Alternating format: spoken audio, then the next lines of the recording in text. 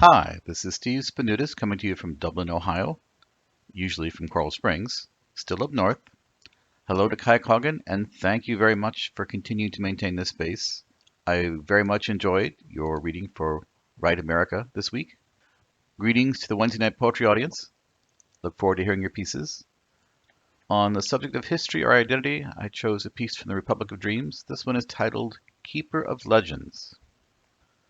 Uira stood at the rail of a listing derelict, listing herself after a long life of sorrow and pain few others could imagine.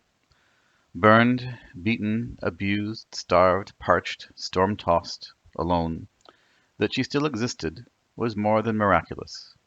She bore the scars of her experience on her face, her hands, and hidden beneath her clothing.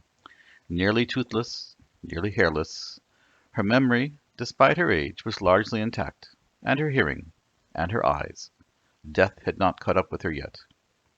The derelict, the ship, not her, was abandoned a century ago, limping here on dregs of petrol, anchored above a shallow lagoon. Here in this graveyard of ships they called home.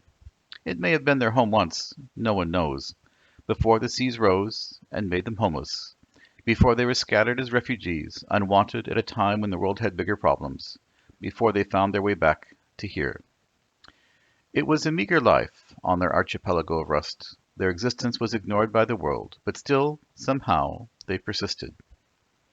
She looked down at the ragged children at play on the rusting barge below, and recognized them, every one. Her eyes singled out the tallest figure, Oriata, wind-wrapped in her dark hair, her amber eyes full of mystery, and startling depth. Perhaps, she thought, a taller version of me, of what I once was, in my childhood, all those years ago. Oriata, whose name meant "she who dances on clouds," glanced up at the old woman. How old, no one knew. Oriata wondered what Uira was thinking as she gazed out over the ocean, lost somewhere in a lifetime of memories. Viewed a certain way, she seemed edged in light, as if captured within her was some small fragment of the lightning for which she was named. At other times she seemed edged in fire, as if the fire god himself had tried to kill her and failed, but left his mark upon her more visibly than all the rest.